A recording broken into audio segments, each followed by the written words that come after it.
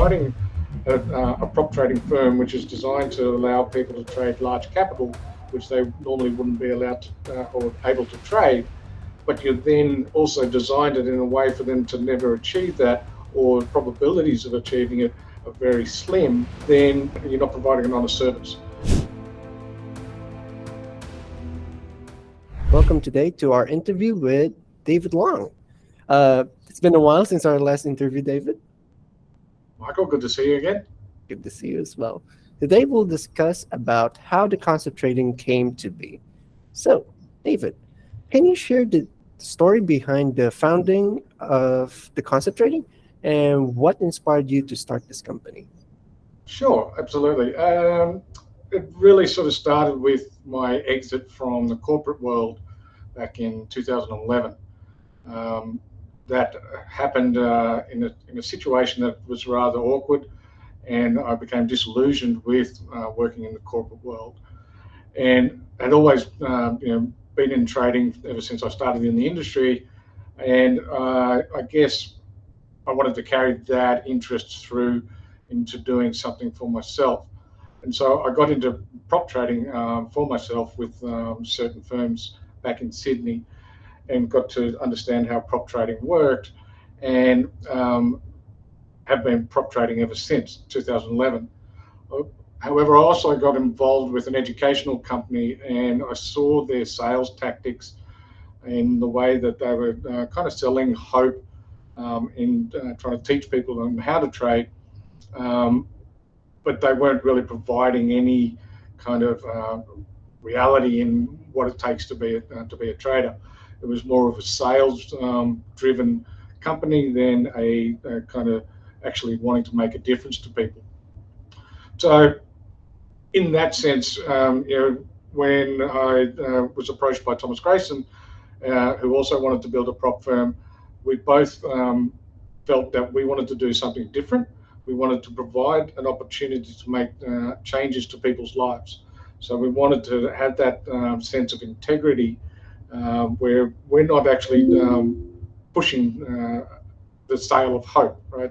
What we're trying to do is provide an opportunity for people to make a change to their lives by, whether it's trading or education, but mainly through trading, being able to provide either a secondary income or a primary source of income where they can actually make a real difference to their lives, and have be trading for a living. And so in that sense, we wanted to build a firm that was of high integrity, and didn't have a lot of the traps that some of our, I guess, competitors put around their trading accounts. So our trading accounts are really quite clean, and allow people to express themselves and trade the way they want to trade. So yeah, that's I guess where we came from in the background when we built it. It was on the back of having that integrity, because I'd seen the other side of it, where FX educators don't have that integrity. They're more about the selling a dream, and then obviously the corporate world, which is just all about greed. So we kind of wanted to position ourselves in the middle of those, still providing that service, but not with those intentions. And I think we've done that pretty well. We've got a good group of employees and staff around the world who also hold those values, and provide that service. And then obviously you can see in our reviews and the community we have on Discord that people really appreciate how transparent and honest we are about the way we do things. In a competitive market, what sets the concept trading apart from other prop trading firms? You said earlier that other prop trading firms are taking advantage of their clients and stuff. Yeah, so we're seeing a lot, particularly in North America and Northern Europe. You're seeing a lot of these challenge firms. When I say challenge, that they have like these 2 or 3 phases that you must go through. You pay a very small fee, but you get a very large account. And that's really gamifying the industry, which I have an ethical issue with. um, they put all these rules and regulations around it. So you need to trade a certain number of times in a certain time period. You need to achieve the set target within a certain time period, and then once you do that, you get to go to the next stage, which is even a shorter time period, or maybe it might be a longer time period. But all these ideas of restrictions and hurdles around a trader's attempt to be successful is really designed to trap them, and not for them to be a success in trading. So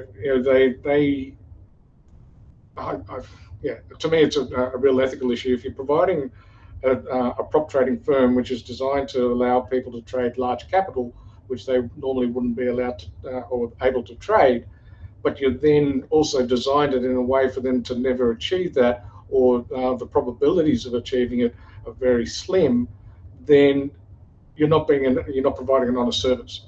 You're actually designed more like a casino, in that you've got all these house rules to basically make them fail.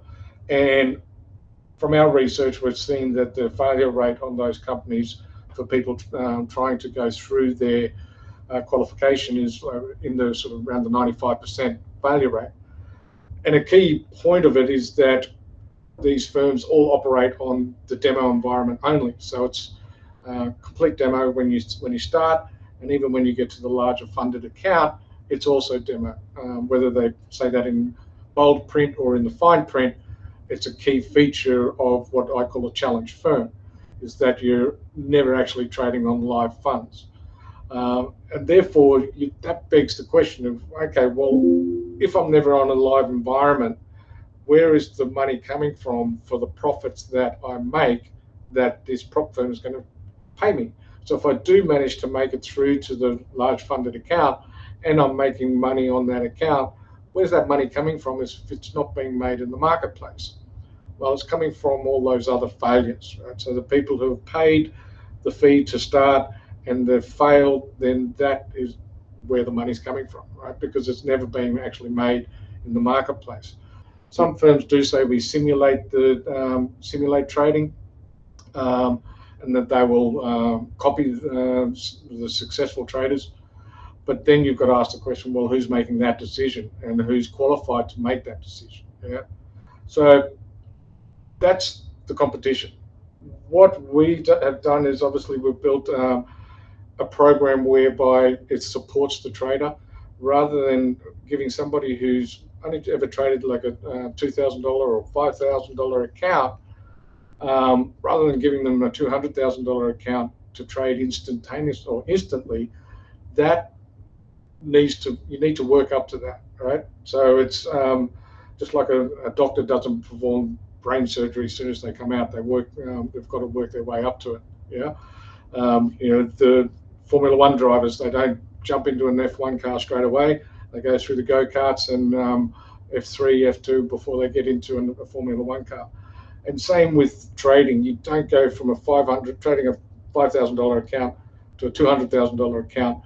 You're going to trip up, right? So we've designed our scaling, one, to be that it's self-funded. So as you're going up the levels, the money you make as a trader is paying for the next level that you're getting to go to. And it's a step-by-step process whereby you're earning the right to get to the larger funds. And that's a supportive act for the trader. And we support the trader in that we don't allow, or we don't have any restrictions on them, and we give them that sort of support as they're going up the levels. So I think that sets us apart. Not only to mention that we have a financial license and we're regulated here in Australia by the ASIC. Not many prop firms, in fact, I don't know any. I'm sure there might be one or two, but we don't know of any other prop firm that has a financial license, and that also sets us apart. And there comes the cost of running the financial license and being compliant and maintaining that license. There's obviously fees involved around that. So, what specific values or principles does the concept trading prioritize that contribute to its distinct identity in the prop firm industry? Um, I think that, and I sort of mentioned this at the start, in terms of the origin, we value integrity highly, and that sort of transparency, the honesty. On our website, we show our core values as being, having the integrity, the honesty, but it's also that sense of community. We pride ourselves on customer service, in being able to respond to clients' queries and issues in a timely manner, and that's a source of pride for both Thomas and myself, in that. And then, yeah, that sense of community that we're trying to create, where we want successful traders. We want people on live funds, and starting to build their dream of being a full-time trading for a living. And if we've got them on live and they're trading live and they're making money, we're making money, it's a win-win situation, and that sort of fosters a sense of family, which is also a very large part of what drives Thomas and myself, is that sense of community and family. So I think that is a real highlight for us, and being able to see the growth in the traders, and the joy that obviously when they get a payout, obviously that's a big milestone for them too. Looking forward, what are the key areas of focus and growth strategies for the concept trading in the coming years? Okay, moving forward, I think with the products that we've got, in terms of the four different models that we have, and the levels that people can come in at, aren't going to really change from now on. We're very comfortable with how we've designed that. So in terms of growth and moving forward, it's really about providing the opportunity and the tools for people to take advantages of those models. So in that, what I'm talking about is other trading platforms. We have MetaTrader 4, we have MetaTrader 5. We're in the process of onboarding TradingView, and we'll look at other tools that assist people in their trading, in terms of providing EAs or links to EAs that allow proper risk management, and order entry EAs that make it easier and reduces errors and risks. So little tools like that is I guess the focus moving forward. Bringing on other trading platforms such as CTrader as well, and then it's about, in terms of growth, it's about sort of getting out and into other jurisdictions beyond the ones that we focus on at the moment, which is we're focused on Australia and New Zealand, Indonesia, Germany, and UK. But we'll be looking to expand that horizon over the coming months and into 2025 or 2024. So Awesome, awesome. Well, thank you so much for this interview, David. you're welcome. Always a pleasure talking with you, Michael. Oh, me too, as well. So, guys, that's how the concept trading came to be, our values and our future plans. Pretty excited. So, looking forward for more growth and journey. Thank you guys for watching, and please don't forget to subscribe. Thank you.